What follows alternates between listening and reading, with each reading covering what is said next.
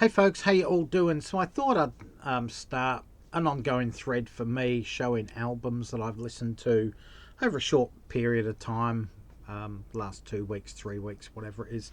Compact discs are albums that I've listened to in the car. Vinyl records are the ones I've listened to in the house.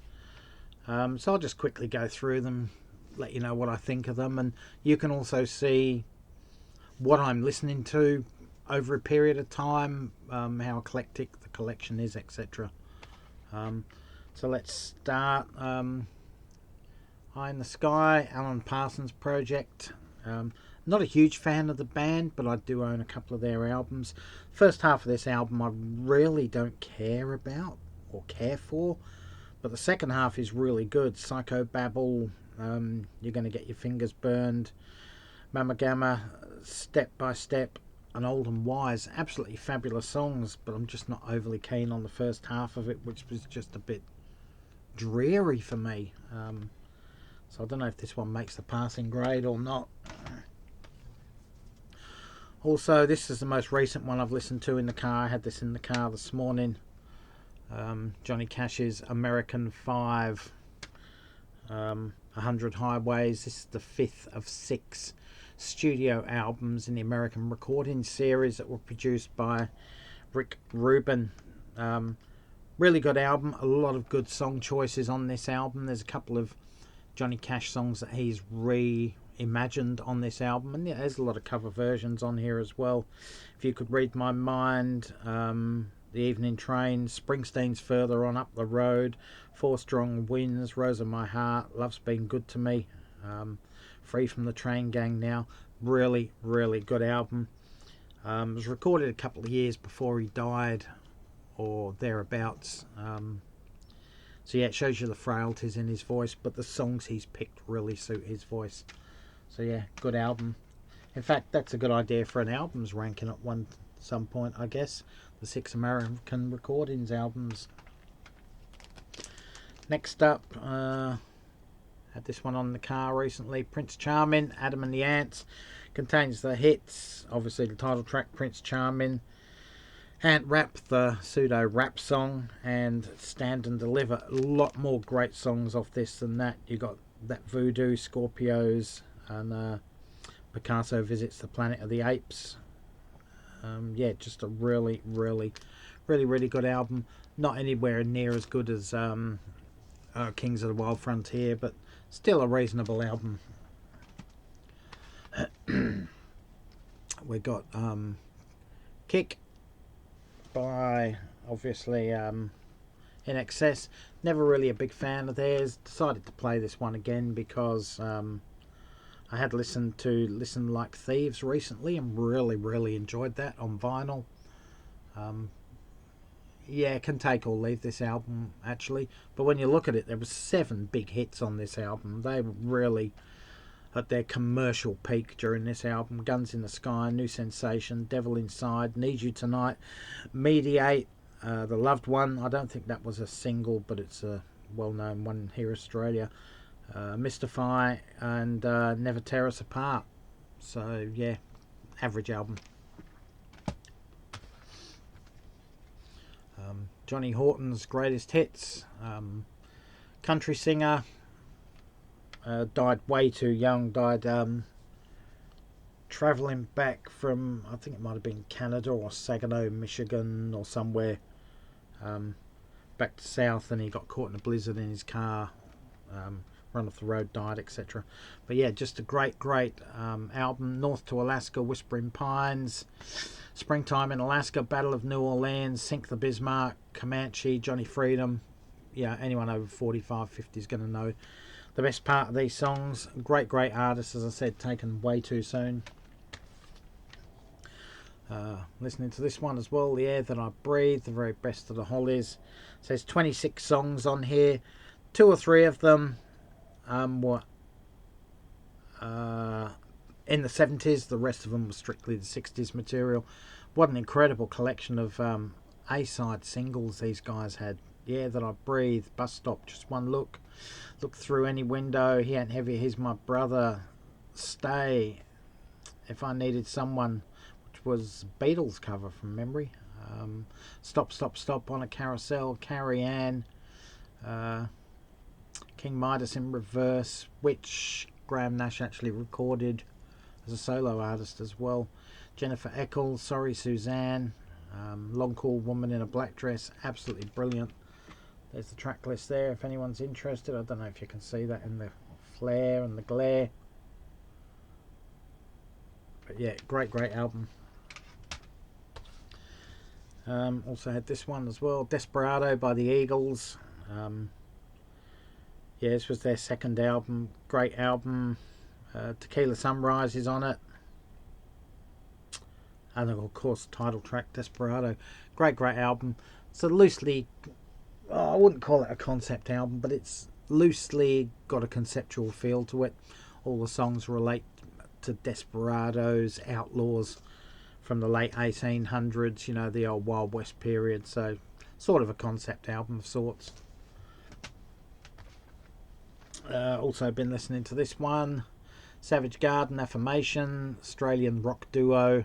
This is their second of 2 studio albums. Darren Hayes, the singer's released 4 or 5 solo albums. I've got 3 of them. The first one was really good and they've gradually gone downhill, so I haven't got the last couple. But yeah, Savage Garden, incredible songwriters and some great rock, soft rock on there. Also been listening to this one because it's the deluxe version, Wake Up Nation. One of the last really great Paul Weller albums in my opinion. When does this one come? 2010 I think, doesn't it? From memory, something like that. Yeah, 2010. As you can see, it's double CD. It's deluxe packages are really good, really thick card there for the covers, and you get a lot of rice up in there, and then you get the lyrics to the songs as well.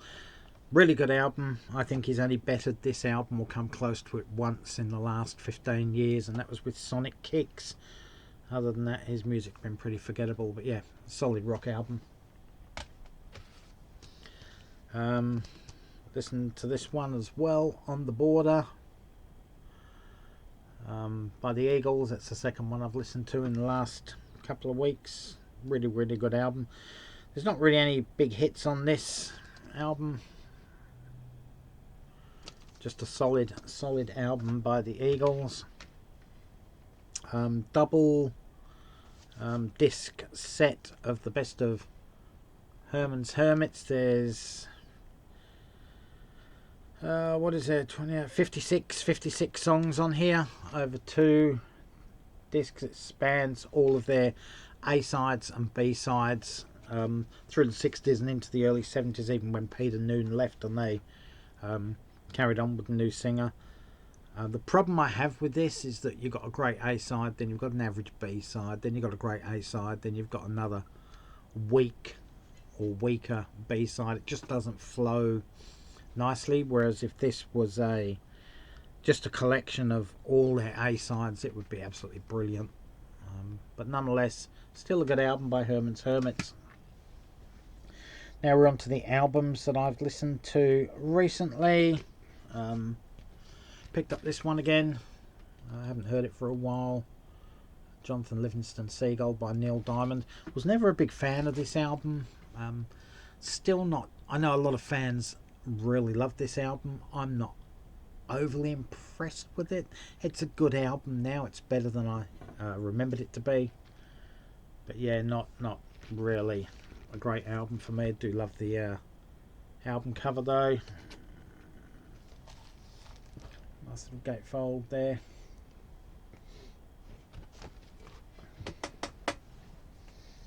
What have we got? The NXS one I was listening to recently, Listen Like Thieves. This is probably their masterpiece in my opinion. As I said, I'm not a big NXS fan, but I do really like this album. As you can see, What You Need, Listen Like Thieves, Kiss the Dirt, This Time, all brilliant songs. The rest of the album is no different. It's just as good. Got the gatefold sleeve there. It's a huge hit worldwide.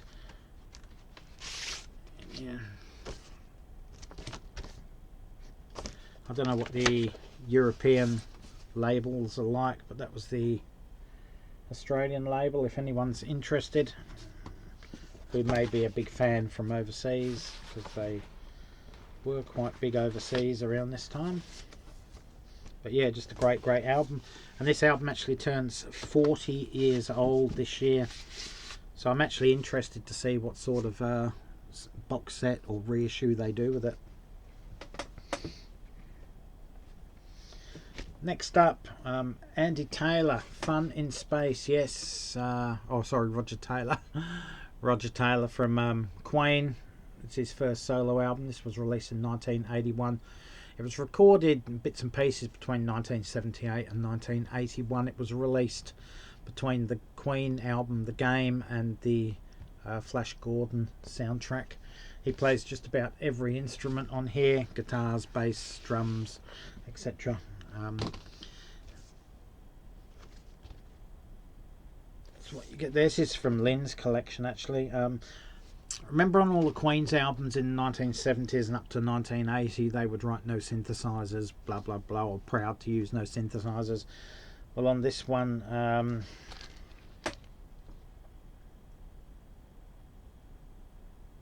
don't know if you can read that or not. There's a bit down there.